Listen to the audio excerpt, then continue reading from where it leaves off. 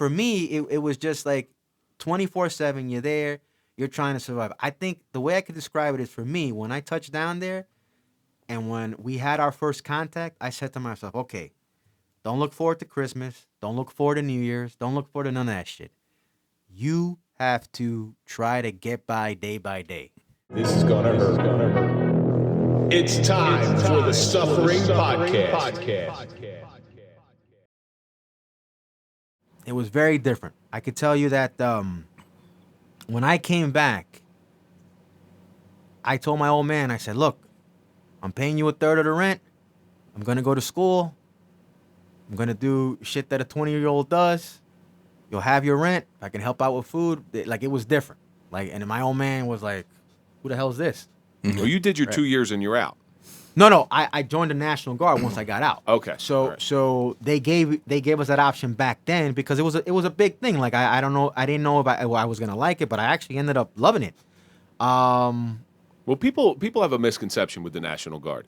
Like Earl Granville, gentleman we had in here. He's National Guard.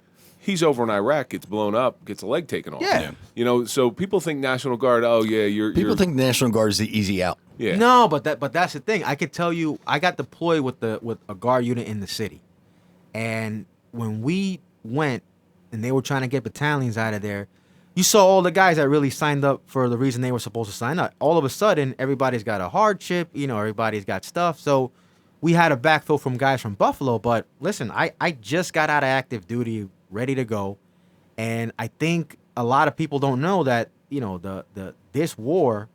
Iraq, Afghanistan, a lot of people, their number was coming. They were going to go. So you signed up before 9/11. Yes. Okay, so you were in. Did you get through your active duty in the Army? Yes. Before 9/11. When 9/11 happened, I was in Korea, and we were out in the field. And I remember because it's like a 13, 14-hour time difference, and I remember our captain, who was from the Bronx, come over and ask us, everybody in the tent, hey, who here lives in New York City? You know, I raised my hand and I said, hey, sir, what's going on? And he took me and said, hey, call your family right now. And that's when I found out. We were stuck for an extra week out there. But, you know, I came back probably 5 weeks after, and I went to Ground Zero. I remember the smell. Yeah. And I knew that, listen, it was only going to be a matter of time. And then by that, I figured out, okay, well, it ain't a 2-year commitment. Everybody has to do an 8-year commitment. So let me just... You know, if I'm not going to stay on active duty, I'll come back home and serve in the Guard. That's it. But I knew, like, at some point, you know, something was going to pop off. Right. You knew you at that point, everybody in the military either really wanted to go for vengeance or just knew that they're going. Yeah. They're going in some form. They just started strapping up, saying something's going to happen soon. Yeah, something's going to pop off. Happen soon. I'll be honest. I'm glad that it didn't disrupt my life as much, and I'll tell you why. Because when I came back, I went back to school. This time I went to Brooklyn College. Went back to St. John's, and they said, oh, yeah, you know, we'll take your GI Bill. You can take our salon. I said, no, thanks. I'm good. I'll just go to a better option. To me, English is English, math is math. I get a degree. I go back home, and my NCOIC, my sergeant, called me, like, during a final, December 2023, and all he kept saying was, oh, get your stuff ready. We're getting 2003. Yep. You said 23. Yeah. Sorry, 2003. And he says, oh, get ready. We're getting deployed to the Middle East. And I say, could you be a little more specific? The Middle East is a pretty big place. But I got to finish with stuff. Yeah, well, you have to, because, I mean, how do you know, some people... You can't say no. Yeah, like, oh, no, go fuck yourself. I'm not doing it. No, Middle East, no, I don't feel like going there. No, middle what? No, I'm not doing that. You got anything in, like, Punta Cana or something? Yeah. At least I'll get some sun. I'll get some color. Kev, you'd be surprised that we did that. We got the orders, and I'm telling you, a lot of people, like, they skated out, and every reason not to go. Especially the guys that did 20 years, that were up to a 20-year, they were retiring left and right. Oh, no, yeah, I can't go. I already did my time. Yeah, but listen, this is where it really counts. We need you now. Yeah. You know, we need. But, you know, those are the people that joined the military, maybe for the not the right reasons. Yeah. Who got out like that. Look, I look at it like this. Like, one of my old sergeants said to me, you know, you do what you do. You have a good life in there, but you got to do what you got to do. But when you're needed for that moment, you got to go for that moment. That's what you're doing. So you find, and Mike, I know you've seen this throughout your career. When the shit hits the fan, there are two types of people. There's those that run away, and there's those that run towards. America is thankfully more heavily towards the people that run towards the danger. You see it in times of war. You see people stepping up and doing their duty, and they feel very deeply emotionally attached to their country. My country needs me. They're calling me. I'm going. But then you have the other ones who are like, no thanks. Yeah, no thanks. I'm good. Yeah, but it's an unfortunate. But I'm very grateful for those ones who stood up and went. Well, those are the people that you gotta tip your hat off and support, because without those type of people, this whole thing we call our beautiful country, it doesn't go the way it's supposed to go. Exactly. And again, you don't want to. You're always gonna have people that don't want to do it, but you want more than less. Well, I was always wondering when I was 26 during 9/11, and I was always wondering. Mike was 57, and I'm still 57. You haven't aged a day.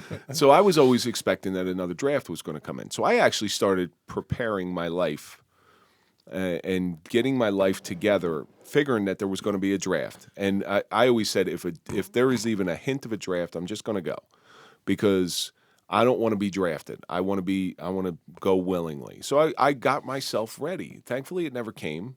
I would have probably been denied anyway. It was during the don't ask, don't tell. So I'm okay. So I'm okay. I firebombed your joke. Carry on. So where did you get deployed to? 2004 to 2005, did about 11 months in Iraq. So I was stationed in a place called Camp Scania, which was 70 miles southeast of Bayat, which was the Baghdad airport, and got to see that whole country. Then now your perspective on America probably changed the most. Yeah. No. Listen, here's the thing. It was like a two-form transformation. So the first time I went, I came back from active duty. I came back to the neighborhood, and the neighborhood was different, right? It wasn't that the neighborhood was different. I was different. I just didn't feel like I fit in, right? And I came back. You had a different perspective. Yeah, is what it really comes down to. And then the guys that I grew up with, like, they're doing the same stuff that they're doing, and I'm thinking, Jesus Christ, like, why don't you grow up? Yeah, grow up. Like, you guys like living like this? Yeah. But listen, that's just me. And that was you 2 or 3 years ago. Yeah. So then 2 or 3 years prior. Yeah, 2 or 3 years prior. Didn't even know, right? And I'm thinking, oh man, these guys are cool. Like, they get to hang out. No. And then totally like zoned everything out from the neighborhood. Just, hey, I go there to sleep, but I got to go out there, hustle, do what I got to do. I'm fortunate. I've been able to be employed ever since I got the military. I never had that issue. But the second time I came back, that's when I really had an appreciation for this country. And I said to myself, yeah, I don't give a shit what these college students say. There's nothing that you're gonna tell me that you've been through is worse than that. And people are dying to get over here. Well, you watch any protester against the government, okay? You watch any protester. Well, just look at what they're wearing. They're usually dressed in expensive jeans, expensive shoes. They don't know they don't know what it's like to live without. And when you go over to those other countries and you see what real people are living without. One of the things whenever I went out of this country, and I didn't go over to the Middle East, but whenever I went out of this country, I always like to drive around into neighborhoods. Mm-hmm. Except for in the Dominican Republic, you don't do that. We'll go together, don't worry. Yeah, then it becomes dangerous. But no, I go into these neighborhoods and even Aruba, somewhere as nice as Aruba, they have locals there. I would go into their neighborhoods and just see how people live, because I'm a big person where I need to get my eyes on how somebody lives down here. I'm not talking about the vacation resorts. Yeah, that's what they'll present to you. Yeah, they'll say, hey, I want to see this, and in every place there is people are happy, but they don't have anything. Isn't it always like torn up jeans, sandals? Everybody's got sandals on in all these different countries. I don't know. Maybe we're doing it wrong here in America. I think so. But when you were over there, how did they live over there as far as from how you grew up? Well, Same thing. I mean, you had it there too. I will say that the Iraqis that we were friendly with, same thing. They're trying to make a living for their family. Very entrepreneurial. I'm pretty sure I must have had my fair share of cheap DVDs that I bought that were two-sided that I got 2 movies on. So like they to make, I mean, beautiful country, good infrastructure, but a lot of things different. I think for me, was the national pride there with the Iraqis that you knew? I think they were more relieved, but they wanted a better way. Yeah. That's how I kind of felt. So somebody put it to me this way: you come to America, and people have flag tattoos and things of that nature. Somebody said you don't see that overseas in the Middle East. No, but they still have pride, and I think that they're sharing some of the values that we have of just being free and being able to just express yourself how you want. Being able to take care of your family. I mean, the economy, that's huge. And again... Well, that's an interesting perspective you just put forth there. Well, I was going to say, I mean, some people didn't really like... They loved the country. They didn't like the administration. Yeah. If you know what I'm getting. They were fed up with being told what to do all the time. Well, the freedoms that we enjoy and take for granted, they didn't have, especially under Saddam. They didn't have them. You couldn't talk shit about Saddam. You couldn't go up there and say, "Listen, this guy is a total jerk off. He shouldn't be like." But like I said, people don't think that things can happen to you if you do stuff like that. The people that you were talking to, you said the ones that were friendly. Yeah, they were kind of like the anti-Saddam people. Yeah, most of them. They didn't like the hierarchy. No, is what I'm saying. Like you can't go up to a normal village Iraqi and go, "Hey, well, how about this asshole Saddam guy?" No. But talk to their military, and they were all about Saddam. That's one of the things that I don't like that this country does, because they take that freedom for granted. Where they are leaders, they have that, and they don't understand that they have the freedom to say anything they want about any leader. And that's a freedom. That's a good freedom. I think for many people that they grew up here, as opposed to people that have experienced like regimes all over the world that are oppressive, there's certain things that are just wouldn't be acceptable. Right. Like so and again, look, we could be patriotic and still question the government. That's total fun. I think that's the beauty about the system, and it's how you engage.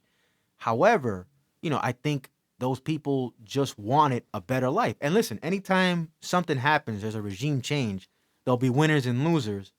The problem is you have a lot more losers than winners.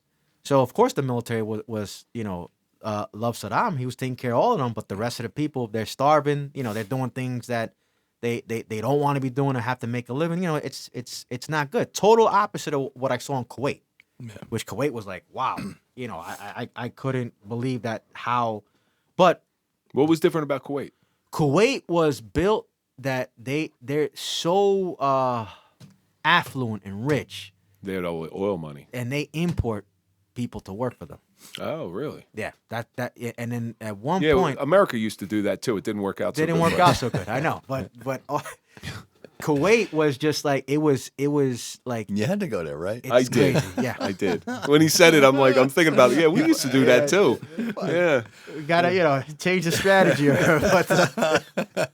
But yeah, I was blown away because we provide all the security for that country, and everybody kind of So I'd be interested to see what other places like Dubai look like and all that stuff. But I was very surprised. Everybody's driving a Benz in Kuwait and really nice roads in the middle of a desert. I mean, it's like a sight to see, but people don't know how rich that country used to be. And I tell people all the time, if you go back in history, 91, if you would have bought the Kuwaiti dinar, it became the most valued currency in the world a couple years after that first Gulf War.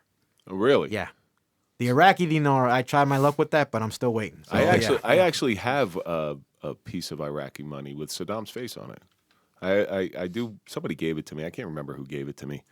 But you go through these deployments, and you see both the good and the bad, and not only your own military, but also in the indigenous people of that country. What are some of the things that you didn't like about the people you served with? Like, I'm not talking specifics, generalities. Well, I mean, I think everybody they reacted to the deployment differently, and that's what people have to understand. I mean, you know, a couple years ago, I wouldn't admit it. I'm sure you guys won't admit it either. But listen, you go into an experience like that, everybody is scared or afraid or nervous or anxious. Yeah, you're going to war. That's just but people play it off like, no, yeah, like I've done this before. Yeah, this shouldn't be a problem. So I think everybody just had to adjust and adapt to that new reality, and everybody coped with it differently. Just like when we get back from that, people deal with the transition from that differently. And I think that that always gets misconstrued because, veterans is not a one-size-fit-all population. Like, everybody has had their childhood, their trauma, their stuff that happened in their life. Then they join the military. Now, if you had issues before going in, these issues might get worse. But it all depends on a lot of different factors. So I think that, looking at it in hindsight, if I ever got upset with somebody or somebody was acting like an asshole, it's you always think, okay, what else is going on here that is causing somebody to act like that? And that's a very mature mindset because most of the world can't think like that. Yeah, well, they'll start throwing fists before they start asking questions. Everybody gets on Section 8, but back there we had the Section 8 tents. There was 8 of us in that tent, so we had to kind of get along. But you start to when you're in that environment with somebody, I mean, you learn a lot of stuff. I mean, look, you had guys that were mid-career. They want to get back home to their families. They got kids. That time, I had no idea what that was even like. I was a single guy. The shit going on at home with the wife or the girlfriend. You get a Dear John letter. So you got all this fucking drama going on, and you got to go out there and perform. And listen, it's not like, you can take a break from it. I can't go to Iraq to go to downtown Baghdad and hang out and come back. It's not, you're in that the whole time. I can't just say I'm going to the grocery store. No, listen, I'm going to be back in a couple minutes. We had the Haji Mart, right? But I mean, that was right next to the base. So for me, it was just like 24/7. You're there. You're trying to survive. I think the way I could describe it is, for me, when I touched down there and when we had our first contact, I said to myself, okay, don't look forward to Christmas. Don't look forward to New Year's. Don't look forward to none of that shit. You have to try to get by day. And when that plane leaves this country, you're still going to pray to God to make sure that you can get there okay. But, things happen. Like, I'll give you a story. We replaced the Florida National Guard, and they were training us. So there was an E6, Spanish fellow from Miami. He was teaching us the ropes, what to do and all that stuff. And he had 1 day left in country. 1 day. He was supposed to be on a plane the next day. He goes to the PX in Anaconda. They shoot a mortar round, fucking kill him. Sorry, guys. So then you try to make sense of it. You try to say, like, how the... Well, you can't spend your whole time over there walking on eggshells. You gotta... No, but think about the luck of that, right? And you say to yourself, man, that things have gone different. So that's where you really don't waste too much time trying to make sense of it, and you just deal with it. Like, I think you just got to keep going forward and know, like, listen, if it's your time, it's your time. There's no way you can only control what you have control over. But think about it. This guy was going to the PX's shop for stuff that he probably needed, and then he gets hit by a mortar round. Yeah. Well, at what point did you say to yourself? Obviously, you came back home. At what point did you say the military's enough? Like, because I'm sure you had a choice of whether re-enlisting or getting out. It's time to start your life. You had enough of this. I think I lost a few friends out there, but I think the one that hit me hardest when I lost my friend towards the end of the deployment, and it was stupid. It was because of rollover accident. Stuff happened in leadership. Things could have been done differently. Some people could have stood up and said, hey, can't put my guys through this. We need a break. But he passes, and I know that when that happened, I probably shut down for like 2 days, like crying like a baby, crying like uncontrollably, like because I thought it was so senseless. right? That if somebody would just had the balls to say, listen, give our guys a So it wasn't being lost in battle. It was no, lost because of an accident. Yeah. lost because of an accident. I was going to say but rollover, so it probably rollover, just yeah. Well, went off so the road and you're working. hit a ditch. You're working 16, 18-hour days, right? Now, back then I was 24 and I was living off of Red Bulls just to stay up. I was a gunner, right? So you had to be alert, right? Yeah. When you get out on that road, you had to be alert, and you're stuck out there. So my friend, and this is the crazy story. My friend, great guy. When I came out, probably one of the best guys in the unit. Served active duty, was serving National Guard. He used to talk to me every day about his son. His son his son just started his career and he went for the first deployment. And he used to tell me every drill weekend, man, I'm worried about my son. I said, don't worry, he's gonna be all right. He's gonna be all right. He comes back. The son comes back. He goes, and for a bullshit rollover accident. Wow. That sucks. You know, it's those, you go over there and it's more palatable to the people over here anyway. I can't speak for people overseas. When somebody dies in battle, when a soldier dies in battle, it's more palatable. But when they die in a training accident or an accident like that, it's a risk, man. And here's the thing: our unit, thank God, we didn't have any casualties. There was casualties around us. Other units, like the unit that took over for us, they got hit the first week, but we had a couple injuries. But no, we didn't lose anybody to battle. But rollover fucking accident. You know, like you said, I mean, to be killed in action is one thing. To be killed in an accident, you know, like you said, rollover. And that's rough. Yeah, it's rough. And look at Pat Tillman, friendly fire. Yeah. You know? I mean, and that's the thing. That's crazy. I think it was a Jets fan who did that. No, I'm sorry, Pat. No, listen, he's one of my heroes, but everybody over there is my hero. I mean, you know me, I buy I go to the runs, I buy all the T-shirts. Pat Tillman is a true American hero. Well, look what he gave up to serve. Exactly. And a lot of people are not going to do that. He gave up a professional football career to go fight. As a young man, to go over there and serve because it was his duty, because he loved America, just the same way that you seem to have loved this country and found a purpose. The military. So from what you're telling me about the military, it made you grow up. But at some time, you're grown.